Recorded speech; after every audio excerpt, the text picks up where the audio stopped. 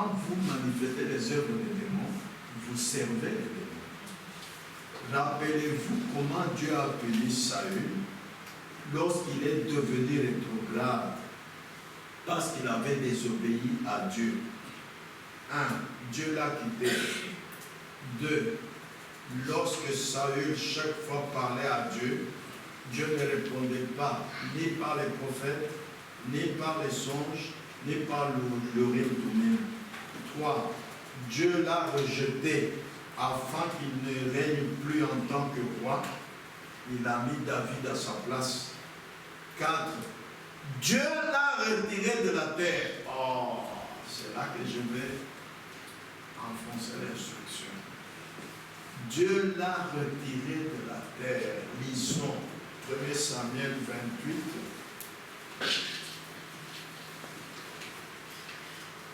1 Samuel 28, 18 et 19.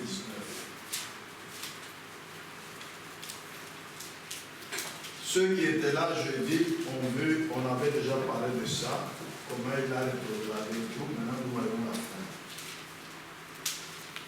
1 Samuel 28, 18 et 19. C'est le prophète Samuel qui nous parle. Et quel Samuel qui est revenu des morts. Parce que lui, Saül, comme Dieu ne lui répondait plus, il a utilisé la manière diabolique. Il est allé consulter une sorcière. Et cette sorcière a fait remonter Samuel, prophète, qui était déjà mort. Et maintenant, regardez ce qu'il lui parle. Tu n'as point obéi à la voix de l'Éternel, et tu n'as point fait sentir à Amélec l'ardeur de sa colère. Voilà pourquoi l'Éternel te traite aujourd'hui de cette manière. Et même l'Éternel livrera Israël avec toi entre les mains des Philistins. Maintenant, écoutez. Demain, toi et tes fils, vous serez avec moi. Où ça? Chez les morts, bien sûr. Parce que la sorcière l'a fait revenir de chez les morts. Lui, il est chez les morts. Et l'Éternel livrera le cas du genre entre les mains des Philistins. Lisons maintenant 1 Samuel 31, 2 à 5. Voyons la mort de Saül. Les Philistins poursuivirent Saül et ses fils et tuèrent Jonathan, Abinadab et Malchishus, fils de Saül. Les forts du combat porta sur Saül. Les archers l'atteignirent et le blessèrent grièvement.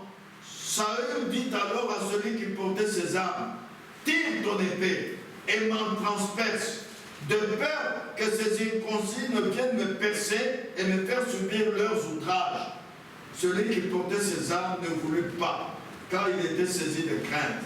Et Saül prit son épée et se jeta dessus. Celui qui portait les armes de Saül, le voyant mort, se jeta aussi sur son épée et mourut avec lui. Amen. C'est Dieu, d'après ce que le prophète Samuel lui a dit, qui lui a dit, tu vas quitter la terre. C'est Dieu qui l'a dit. Et ça faisait partie des punitions de la désobéissance de Saül, parce qu'il était devenu rétrograde. Et ça, c'est une grande instruction biblique, frères et sœurs, parce que la Bible dit, dans Psaume 98, verset 8, lisons, Psaume 98, verset 8, maintenant, à partir de maintenant, je vous demande d'être bien attentifs. Ceci nous concerne. Éternel notre Dieu, tu les exauças, tu fus pour un Dieu qui pardonne, mais tu les as punis de leurs fautes. Amen. Quand tu es rétrograde, quand tu désobéis à Dieu, tu ne peux pas dire que tu es perdu, que tu vas aller en enfer. Non. Dès que tu es né de nouveau, il n'y a aucune faute qui peut encore t'envoyer en enfer. Non. Mais Dieu te punit. Il y a le Dieu de grâce, le Dieu de bonté, Dieu d'amour et Dieu de justice. En tant que Dieu de justice, il doit punir toute faute, toute désobéissance. Amen. Comme la Bible dit à ici, il pardonne tes péchés, mais il punit les fautes. Comme David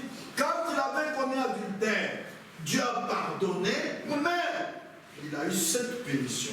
Ce n'est pas notre sujet aujourd'hui. Et la Bible dit, dans 2 Corinthiens chapitre 10, verset 6, disons, 2 Corinthiens chapitre 10, verset 6, 1. Nous sommes prêts aussi à punir toute désobéissance, lorsque votre obéissance sera complète. Amen. Cette pénition de Dieu peut aller jusqu'à vous retirer de la terre, comme il l'a fait avec Saül. Oh là là! Frères et sœurs, voici la confirmation de cela. Vous allez dire que mes frères, quand ils deviennent trop durs, non, non, non, je veux vous lire la parole révélée. C'est dans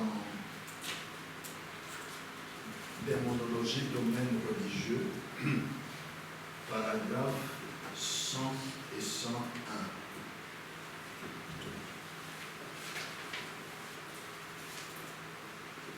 Beaucoup de vous connaissent ce passage des Écritures maintenant. Nous allons l'examiner de plus près. Que le Seigneur vous vienne en aide. Écoutez-moi bien. Cet homme-là était rétrograde. Samuel avait prophétisé à Saül que le jour suivant, il se trouverait là où il se tiendrait lui-même, là où lui-même Samuel se tient. Voyez-vous, le départ de Saül devait être prématuré. Si vous ne voulez pas vous souvenir de Dieu, il vous enlèvera de la terre, vous mourrez. Après la prédication, venez prendre le livre. Ce n'est pas fréquent que je le dis. Je ne vous mélange pas. Mais je vous dis ce qui est la vérité. Ce à quoi beaucoup de frères et de sœurs ne regardent pas. Écoutez encore ce qu'il dit maintenant. Au paragraphe 102 et 103. Dans 1 Corinthiens chapitre 4, l'apôtre Paul, après avoir évoqué selon 1 Corinthiens chapitre 5, les désordres qui régnaient dans l'église de Corinthe, s'adresse aux Corinthiens pour leur faire comprendre quelle était leur position en Christ. Ensuite, Paul se met alors à frapper à coups de marteau pour leur faire comprendre qu'aucune femme ne peut prétendre à prêcher l'évangile. Il leur reproche également leur façon de manger lorsqu'ils se trouvent à la table du Seigneur. Ah, la Bible enseigne, suivant 1 Corinthiens 11, 29 et 30, celui qui mange et boit sans discerner le corps du Seigneur, mange et boit un jugement contre lui. C'est pour cela qu'il y a parmi vous beaucoup d'infirmes et de malades, et qu'un grand nombre sont endormis, c'est-à-dire morts prématurément. Nous allons le lire dans la Bible. Est-ce que j'ai tout lu? Il reste le 103. Oui, 103. Voyez-vous, à cause du péché que vous avez ainsi commis, Dieu vous éloigne de cette terre. C'est un bon signe pour ceux qui sont chrétiens. Ils ne sont qu'endormis provisoirement. C'est ce que la Bible dit en 1 Thessaloniciens 4, verset 13. Au sujet de ceux qui dorment. Quand un chrétien meurt, il n'est pas mort, il dort. Amen. Amen. Ah, maintenant prenez vos Bibles. 1 Corinthiens 11, 27 à 30. Peut-être que vous n'avez jamais fait attention à ça, mais aujourd'hui, que Dieu vous aide. 1 Corinthiens 11, 27 à 30. Je lis. C'est pourquoi celui qui mangera le pain ou boira la coupe du Seigneur indignement sera coupable envers le corps et le sang du Seigneur. Que chacun donc s'éprouve soi-même et qu'ainsi il mange du pain et boive de la coupe. Car celui qui mange et boit sans discerner le corps du Seigneur, mange et boit un jugement contre lui-même. C'est pour cela qu'il y a parmi vous beaucoup d'infirmes et de malades, et qu'un grand nombre sont morts. Amen. Amen. Dites Amen. Amen. Ah. Vous êtes prévenus. C'est pourquoi, il y a longtemps, je ne donnais plus la Sainte Seine. Et personne ne m'a demandé. Mais, la semaine passée, le jeune frère ici, Nathan, m'a demandé, grand-père, pourquoi on ne mange plus la Sainte Seine? Il dit, bientôt on va manger. C'est parce que j'avais vu tellement de frères et de sœurs qui n'étaient pas en ordre avec Dieu qui venaient manger. Mais j'avais pitié d'eux, j'ai dit, ils risquent la mort. Même si tu vas à l'enlèvement, tu iras attendre chez les morts. Hein. Si tu manges la Sainte Seine d'une manière indigne, c'est-à-dire en désobéissant à certains ordres bibliques, en transgressant certains passages de la Bible, Dieu va t'enlever de la terre comme punition. Tu vas attendre l'enlèvement chez les morts. Ça, Dieu a mis ça sur mon cœur il y a des années. Et quand j'ai vu cela arriver ici, j'ai dit non, je stoppe. J'ai pitié des frères et des sœurs. On va l'enterrer d'ici. Il y a une sœur qui venait ici, il y a des années, je ne peux pas citer son nom. Elle était venue de Kinshasa, elle a fait ici quelques mois. Moi, je ne savais pas qui elle est. Un jour, on me va à la Sainte-Seine, elle mange avec des boucles d'oreilles. Quand on a fini, je lui ai dit, sœur, je te prie de venir chez moi demain. J'ai à te parler. Ne crains pas, je suis toujours avec ma femme, je ne serai pas seul. Quand elle est venue, quand je lui ai dit, mais non, moi je ne comprends pas la Bible comme ça. J'ai dit, ah, tu comprends la Bible à ta manière, tu peux manger la Sainte Seine avec. Elle dit oui. J'ai dit, merci beaucoup. Que Dieu t'aide. Je ne peux pas te dire autrement. Je lui ai lu dans l'Ancien Testament comment les enfants d'Israël, quand ils sont sortis d'Égypte dans le désert, on leur a fait ôter les boucles d'oreilles et les chaînes et tout ça. Mais d'ailleurs, au moment où on vous parle ici, elle est déjà décédée. Elle avait quitté notre assemblée, elle est allée à Minov, elle est déjà décédée. C'est pas pourquoi. Faites attention, je vous en supplie, de ne pas désobéir à Dieu, de ne pas être rétrograde, parce que la semaine prochaine, dimanche prochain, nous retournons à la table du Seigneur. Parce que maintenant vous êtes instruits. J'ai traîné longtemps, pourquoi? Je ne voulais pas venir seulement avec ici à la chair comme sujet. Il y en a qui ne sont pas en ordre d'écouter. Vous allez dire non, fréquente pense du mal de nous. J'ai dit toujours au Saint-Esprit, mais mets-moi ça dans une prédication. Voilà, quand maintenant le Seigneur m'a conduit à prêcher la démonologie, j'ai trouvé le temps. Maintenant je vous le dis. Si quelqu'un est rétrograde, maintenant je vais vous montrer qu'est-ce que c'est rétrograde, qui ne mange pas la Sainte Seine. S'il mange la Sainte Seine, Dieu peut le punir. La punition peut aller jusqu'à te retirer de la terre. C'est la Bible. Retournez à la Bible. La Bible, c'est notre Urim Tumim. Qu'est-ce que c'est qu'être rétrograde? Si Dieu vous donne un ordre quelconque à accomplir, c'est dans le domaine religieux par exemple. Et si vous n'obéissez pas à cet ordre, vous êtes un rétrograde. Par exemple, la Bible dit, sortez du milieu d'eux. Ne touchez pas à ce qui est impur et je vous accueillerai. C'est-à-dire, si vous sortez du monde et vous continuez à toucher à ce qui est impur, Dieu ne vous accueille pas. Ce sera comme la première punition de Saül. Dieu vous quitte. Vous êtes dans l'église, oui, mais Dieu n'est pas avec vous. Rappelez-vous Abraham, le modèle de notre foi, quand il a quitté son pays, sa ville, mais mal quitté avec son père et avec l'autre, Dieu l'a quitté. Dieu a attendu jusqu'à ce que son père meure, jusqu'à ce qu'il se parte de l'autre, alors Dieu est revenu auprès de lui. Nous ne sommes pas des dénominations qui joueront un jeu d'être présent à l'assemblée. Oh mais je viens à l'assemblée, mais vous me voyez bien, je ne vais plus au bar. La Bible dit en Matthieu 4,4, l'homme ne vivra pas de paix, mais de toutes paroles, de Genèse à l'Apocalypse, vous devez tout vivre. Voilà ce que c'est d'obéir à Dieu.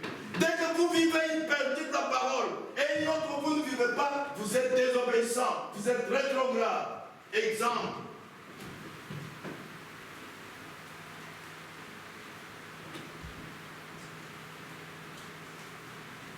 Ne touchez pas à ce qui est impur. Vous êtes sortis, oui, mais vous avez des amis incroyants. Qui c'est la vie? Quel rapport y a-t-il entre la lumière et les ténèbres? Entre les croyants et les incroyants? À ce moment-là, vous êtes rétrograde. Voyez, vous êtes sortis du monde, oui, mais vous continuez à jouer aux cartes. Vous êtes comme un chien qui a vomi et qui retourne manger ce qu'il a vomi. Vous êtes comme un cochon qu'on a lavé et qui retourne dans la boue se salir de nouveau. Quand les enfants d'Israël sont sortis d'Égypte, Dieu les a fait passer par la mer Rouge. Pourquoi? C'est miraculeusement qu'ils ont traversé la mer Rouge. Et quand ils sont passés, Dieu a refermé. C'est-à-dire, quand vous quittez le monde, mettez une barrière entre vous et le monde. Voilà l'instruction que cela nous donne. Si vous retournez boire comme les mondains, danser comme les mondains, vous êtes comme un chien, vous êtes comme un cochon qu'on a lavé mais qui retourne dans la boue. Voilà leur nature. Et c'est ce que vous faites. Vous êtes désobéissants et Dieu vous quitte. Quand vous allez prier, Dieu ne vous répondra pas. Voilà pourquoi, dans le réveil, je vous ai dit que l'une des choses que nous recherchons, c'est de prier pour les malades. Comment avez-vous prié pour les malades alors que Dieu vous a quitté? Comment allez-vous prier pour les malades? Vous ne pourrez pas. Rappelez-vous de ce fils de Séva. Pour prier pour les malades, vous devez être totalement en ordre avec Dieu. Selon Matthieu 4,4. Amen. Amen. Par exemple, Acte 2, 44, lisons. Acte 2, 44.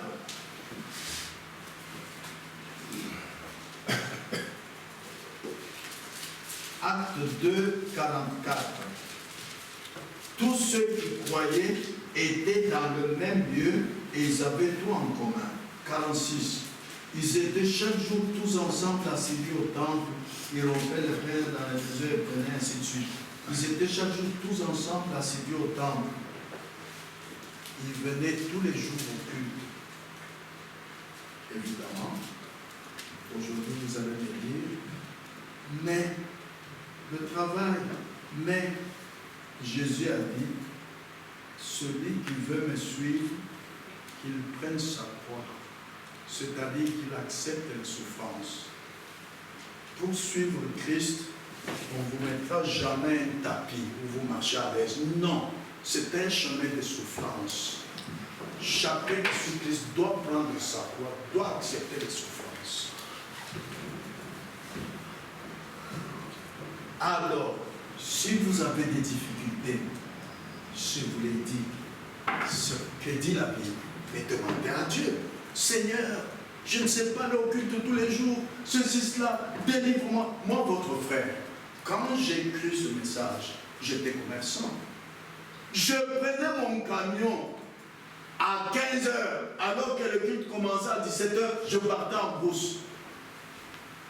Finalement, Dieu m'a corrigé. Un jour, je pars à 15h, seulement 20 km, j'en passe sur le moteur, pop, pop, pop, pop. Le moteur a grippé. J'ouvre le capot, il y avait l'eau, il y avait l'huile, mais le moteur a grippé. J'ai compris moi-même que c'est Dieu qui m'a puni. Et depuis lors, je ne suis plus jamais absenté du culte. Parce que quand vous désobéissez à Dieu et qu'il vous punit, frères et sœurs, vous allez pleurer. vous allez pleurer. Vous savez que moi, votre frère, j'ai fini par dire à ma bien-aimée, j'abandonne le commerce. Mais nous allons manger comment? Il dit, ah, Dieu lui-même peut voir. Et vous pouvez demander à votre frère, mais les premiers mois, on allait 7 km à pied. Tous les véhicules étaient tombés en panne, à pied. Et au retour à pied, les pleurs. Les fréquenteurs, non, pas toi et ta famille à pied, prenez l'argent, prenez un taxi. Ils le savent. Mais quand vous n'en faites rien, vous trouvez que c'est normal de venir un jour au culte, l'autre jour ne pas venir, de venir quand vous voulez, de vous habiller comme vous voulez, attention, il y a la punition de Dieu. Amen. Ah. Parce que ceux qui avaient cru n'étaient qu'un cœur et qu'une âme. Acte 4, 32. Car personne n'utilisait sa connaissance ou ses pensées pour comprendre les Écritures. Il est écrit dans Luc 24, 45, parce que le problème commence là. Quand nous avons cru, les gens veulent avancer selon leur raisonnement. Non. Voilà ce que la Bible dit. Alors, il leur ouvrit l'esprit afin qu'ils comprissent les Écritures. Les disciples comprenaient les Écritures selon que Jésus leur a ouvert l'esprit. Le même Jésus est au milieu de nous à chaque culte. Là où 2 ou 3 sont assemblés à mon nom, je suis parmi eux. Demandez-lui de vous ouvrir l'esprit pour que vous compreniez les Écritures. Ne les interprétez pas à votre manière. L'apôtre Paul a dit, nous punissons tout raisonnement. Il ne faut pas raisonner avec la parole de Dieu. Demandez à Dieu lui-même, que faire Seigneur? Voilà, je rencontre telle difficulté. Parce que quand vous ne faites pas ça, vous vous exposez à recevoir la punition de Dieu sur ceux qui sont croyants et qui désobéissent et qui commettent des fautes. Amen. N'oubliez pas que Jésus a dit que quand le Saint-Esprit viendra, il vous conduira dans toute la vérité. Il prendra de ce qui est à moi et vous l'annoncera, c'est-à-dire vous le révélera.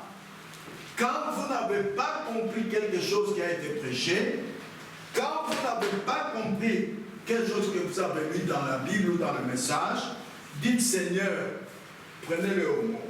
Lisons 1 Corinthiens. Non, pardon, Jean chapitre 16, verset 13 et 14. Quand le consolateur sera venu, l'Esprit de vérité, il vous conduira dans toute la vérité. Le problème est que les frères et sœurs se conduisent même dans la vérité. Ils sont devenus des connaisseurs. Non, mais ça ne fait rien, mais ça c'est rien. Non. Vous n'avez pas vous conduire selon votre connaissance. Dieu a dit, le Saint-Esprit vous conduira dans toute la vérité, pas dans une partie de la vérité. Quand il ne parle pas de lui-même, il dira tout ce qu'il aura entendu, il vous annoncera les choses à venir. Écoutez le verset 14 que beaucoup de frères et sœurs oublient aussi. Il me glorifiera parce qu'il prendra de ce qui est à moi et vous l'annoncera. Probablement dit vous l'annoncera, c'est-à-dire vous le révélera. Tout ce qui est prêché, que vous n'avez pas compris, tout ce qui est écrit, demandez que le Saint-Esprit vous le révèle. Prenez Dieu au mot Seigneur. Voici le verset tel que vous l'avez dit. Relisez, révélez-moi ce que j'ai entendu dans la prédication aujourd'hui à tel endroit. Révélez-moi ce que j'ai lu dans la Bible à tel endroit. Et il va vous le révéler. Vous voyez? Nous lisons également dans les Témoins, au paragraphe 95.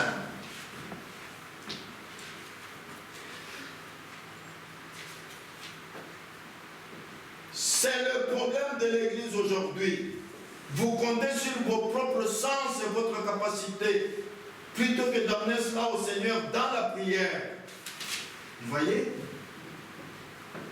Dans les domaines religieux, paragraphe 88, il nous dit ceci.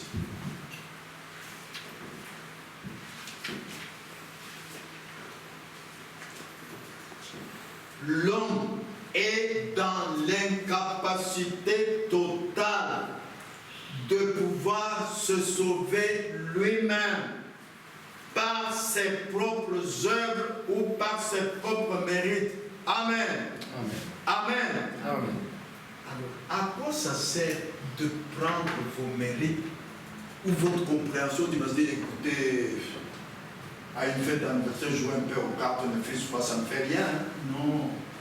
Dites, j'ai péché. Le problème est que quand vous faites ce qui est mal, reconnaissez que vous avez péché. Parce que la Bible dit, malheur à quiconque appelle mal bien et bien mal. Voilà ce que vous vivez en ce moment. Beaucoup de frères et de sœurs se tiennent maintenant sur leur raisonnement, sur leur capacité intellectuelle pour dire, écoutez, ça c'est rien, je suis déjà baptisé. Non. Non. Et Luc 24, 25, ne minimisez pas ce que le prophète nous dit. Parce que Luc 24, 25, que je n'avais pas trouvé dimanche passé, c'est sœur Tina qui était venue me donner ça, dit ceci. Alors Jésus leur dit, ô homme sans intelligence, et dont le cœur est lent à croire tout ce qu'ont dit les prophètes. Vous voyez que Jésus appuie ce que les prophètes disent. Amen. Maintenant, nous allons terminer. Maintenant, que doivent faire les chrétiens? C'est ce que nous pouvons nous demander. Que devraient faire les chrétiens? C'est là que nous sommes. Parce qu'au milieu de nous, il y en a qui se laissent influencer par les démons et qui sont des démons. Au milieu de nous, comme des Judas. Et vous connaissez Judas, démon, sa fin. Il est allé se battre. Les démons, quand ils viennent, c'est pour vous amener à la mort. Hein. Il ne vous fait pas jouer. Le démon, c'est votre ennemi, s'il vous plaît. S'il vous plaît, retenez ça. Un démon, c'est votre ennemi. Il ne vous veut pas du bien. Mais c'est un hypocrite. Alors maintenant que nous avons appris ça, que devraient faire les chrétiens? Lisons Acte 26, versets 17 et 18. Écoutez bien comment nous terminons. Et puis nous passons à la prière. Acte 26, versets 17 et 18. Je t'ai choisi du milieu de ce peuple et du milieu des païens, vers qui je t'envoie, afin que tu leur ouvres les yeux, pour qu'ils passent des ténèbres à la lumière et de la puissance de Satan à Dieu, pour qu'ils reçoivent par la foi en moi le pardon des péchés et l'héritage avec les sanctifiés. Dieu est encore disposé à pardonner vos péchés. Je vous ai lu que Dieu ne permettra pas que les démons qui sont les tentateurs ne viennent vous tenter avec une puissance que vous ne savez pas vaincre. Non, Dieu ne permettra pas ça. Chaque tentation, vous êtes capable de la repousser. Rappelez-vous Joseph, dans la patrie de Dieu, a dit non. Comment commettrais-je ainsi? Joseph était un homme extraordinaire. Non, un homme comme nous. Et si Joseph a pu faire ça, n'importe qui, même dans les bras d'une femme, un homme peut la repousser. Il dit, je refuse, je suis croyant. Mais rares ceux qui font ça. Les Joseph sont très rares. Oh, Dieu nous a donné cette puissance-là. Écoutez ce que la Bible dit en 1 Pierre, chapitre 5, versets 8 à 10. Écoutez ce que les chrétiens qui sentent, qui sont maintenant influencés par les démons, regardez ce qu'ils doivent faire. 1 Pierre, chapitre 5,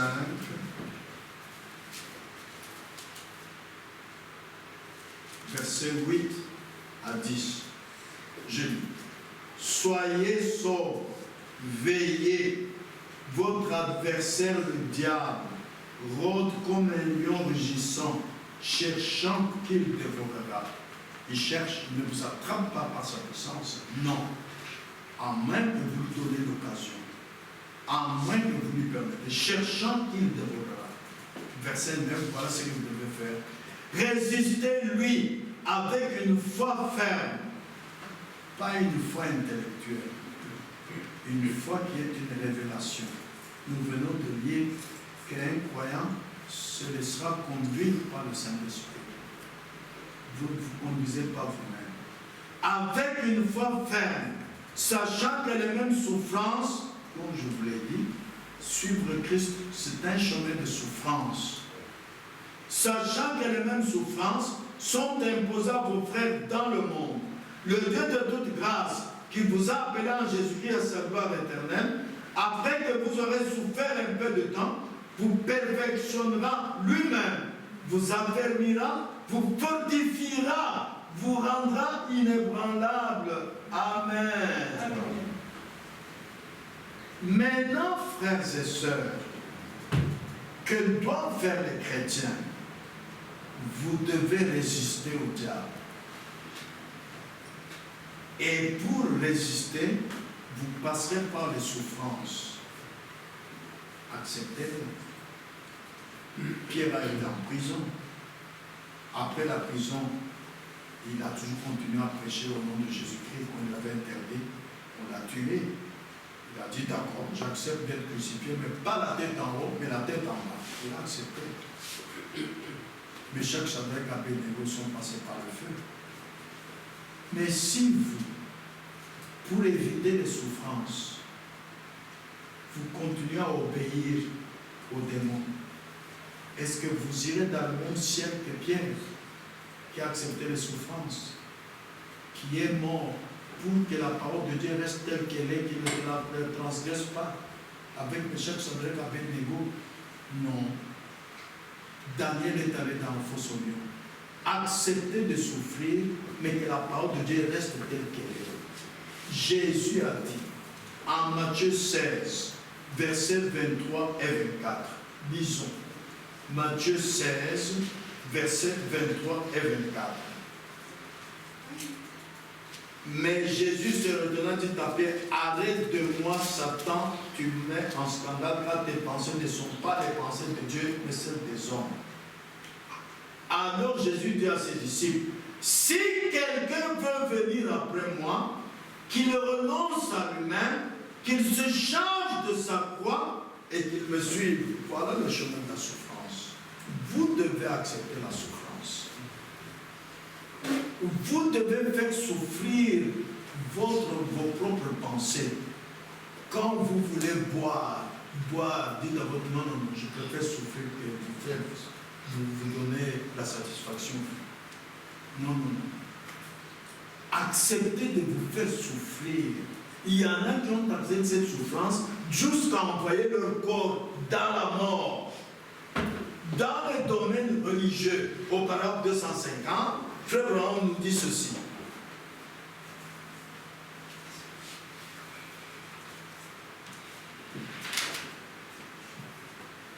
Je pense que maintenant, vous devez être au courant de l'œuvre des démons au milieu de nous. Ils ne chôment pas. Ils paraissent très religieux. Ils vont vous dorloter avec, il est écrit, avec les versets de la Bible, en la transformant un peu, comme ils ont fait avec Ève. Ils se rendent à l'église régulièrement tous les dimanches. Ils récitent parfaitement les credos dits des apôtres. Ils chantent à la gloire de Dieu. Oh là là! Mais il ne faut pas écouter les démons. Il faut donner votre intelligence à Jésus pour qu'il vous fasse comprendre les Écritures. Donc, pour terminer, pour résister au diable et être en ordre avec Dieu, il faut brûler tous les ponts. Il faut couper tous les ponts avec ceux qui vous donnent l'occasion d'entrer en contact avec les choses du monde. Amen. La Bible dit, n'aimez pas le monde ni les choses qui sont dans le monde. Si dans votre esprit, vous continuez à aimer les choses du monde, il faut couper les ponts. Il ne faut pas aimer les choses du monde. Il ne faut pas aimer les plaisirs du monde. Il ne faut pas aimer les jeux de sport. Il ne faut pas aimer les jeux de cartes. Il ne faut pas aimer les jeux de danse. Même tout seul, comme on dit, dans votre chambre, vous vous mettez à danser, c'est un démon. Amen. Écoutez pour terminer ce que Frère Baron dit dans Esprit séducteur au paragraphe 125, il dit ceci. Je dirais aujourd'hui, si les hommes veulent se débarrasser de tout ce non-sens de méconduite et de chrétienté imitée et laisser le Saint-Esprit prendre sa place, il y aura un réveil qui partira de la hauteur de la rue et balayera tout le pays. Cessez le non-sens. Revenez à la parole de Dieu. Videz-vous pour que vous puissiez être remplis. Vous, abandonnez et Dieu vous fera venir. Videz-vous, Dieu vous remplira. Toutes ces choses inutiles. Vous devez faire ceci, vous devez faire cela. Vous devez faire ceci. Oubliez cela. Débarrassez-vous-en de votre âme. Amen. Mais maintenant, écoutez. Si vous ne parvenez pas à résister au diable, malgré que vous priez ici, vous rentrez à la maison, votre organisme vous pousse toujours à jouer aux cartes. Il pousse à aller jouer au sport. Vous avez toujours envie de danser. Votre jupe, qui n'est pas selon 1 Timothée 2,9, votre robe, qui ne va pas jusqu'au pied. Vous arrivez à la maison, vous la regardez, le gars dit non, moi j'aime ça. En ce moment-là, c'est un démon. Vous allez faire quoi? Vous venez ici à l'hôtel pour qu'on chasse ce démon. Quand vous voulez absolument abandonner ça, vous êtes déjà emprisonné par le démon. Alors, quand nous aurons fini, venez ici à l'hôtel, nous allons chasser ce démon. Si vous avez la colère, elle ne vous quitte pas, vous explosez toujours en colère, vous mentez toujours, vous ne parvenez pas à stopper de mentir, vous êtes déjà emprisonné par un démon, vous êtes déjà devenu esclave, venez ici à l'autel. Rappelez-vous de nous que Jésus a dit, arrière de moi Satan, qu'il a dit à Pierre, jusqu'à la Pentecôte, vous avez entendu Pierre être conduit encore par un démon? Non. Depuis que Jésus avait chassé les 7 démons des esprits malins de Marie de Magdala a suivi Jésus jusqu'à sa crucifixion, jusqu'à sa résurrection. Elle n'est plus jamais rentrée dans le monde.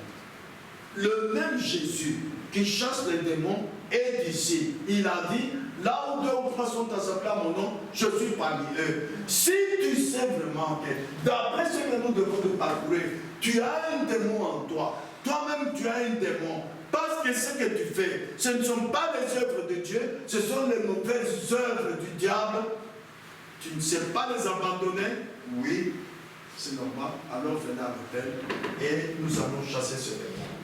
Que Dieu vous bénisse. Amen. Que Dieu vous bénisse. Amen. Inclinez la tête pour l'adoration.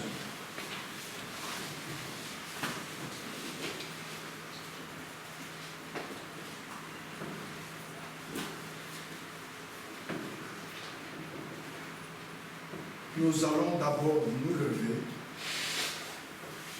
Nous allons prier. Celui qui se sent conduit à résister au diable, comme nous l'avons lu dans la Bible, qu'il dise au diable, je ne te donnerai plus l'occasion de venir m'influencer. À partir de ce moment, je ne te recevrai plus dans mon corps. Je refuse.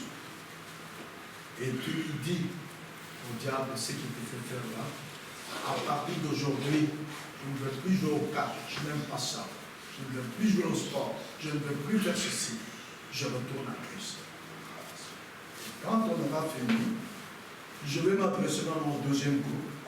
Ceux qui savent qu'ils ont déjà prié ainsi plusieurs fois, mais ce mauvais désir est toujours là chez eux. C'est-à-dire, ce démon est toujours là. En ce moment-là, je vais les inviter à venir ici à l'hôtel pour que nous puissions chasser ce démon. Prions tous ensemble. Notre Père Céleste, Dieu très saint, je te loue, je te glorifie. Toi qui m'as appelé à sortir du monde, toi qui me connais avant que je sois né. Oh Dieu Tout-Puissant, Dieu très saint, tu es Dieu, tu connais toutes choses. Tu es le Tout-Puissant. Oh Père Tout-Puissant, Père glorieux, je viens avec toi pour te supplier de bénir mes frères, de bénir mes soeurs, de les conduire à ce qu'ils soient en ordre avec toi et que cette assemblée soit bénie. Que tous nous soyons d'un même cœur et d'une même âme. Que nous puissions vivre ta parole de la même manière et que nous puissions être bénis. Je te le demande avec foi au nom de Jésus-Christ.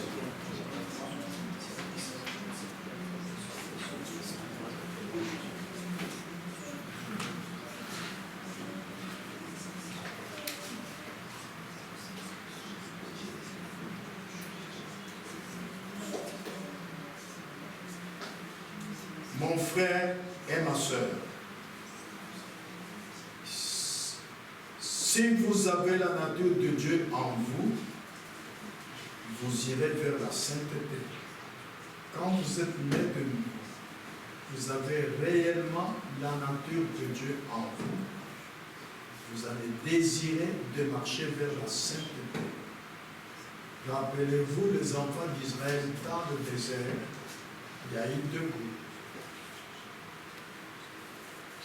Pour traverser, aller dans la terre promise, il y en a qui ont été chassés pour entrer dans le désert. Parce qu'ils ne parvenaient toujours pas à aimer ce que Dieu a dit. En ce moment-là, vous irez vers les choses justes, vous soutiendrez toujours la chose juste, et vous vivrez la chose juste. Si vous aimez Christ, parce qu'il a dit, si vous m'aimez, gardez mes commandements. Sœur, si vous êtes mariée et que vous aimez votre mari, vous n'aimerez jamais faire ce qui lui déplaît, parce que vous l'aimez. En ce moment-là, vous allez même piétiner vos intérêts par amour pour votre mari. Mais si vous êtes un démon, vous aimez les choses du diable, si vous êtes une buse, vous mangerez des charognes. Si vous êtes un cochon, vous mangerez des immondices. Alors où en êtes-vous aujourd'hui?